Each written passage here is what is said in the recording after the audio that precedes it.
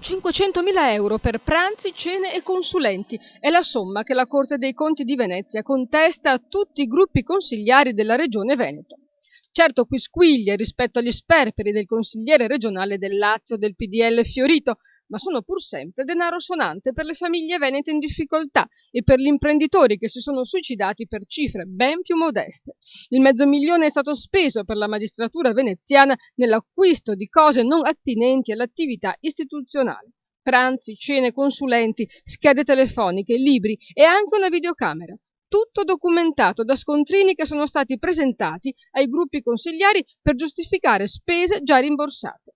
È tutto documentato nel sito internet della Corte dei Conti da ieri sera, da quando cioè l'organismo giudiziario ha concluso l'analisi dei rendiconti della Regione. Il presidente del Consiglio regionale Clodovaldo Ruffatto però ha difeso l'operato dei colleghi, affermando che non è stata contestata alcuna spesa personale e si tratterebbe di contestazioni molto opinabili.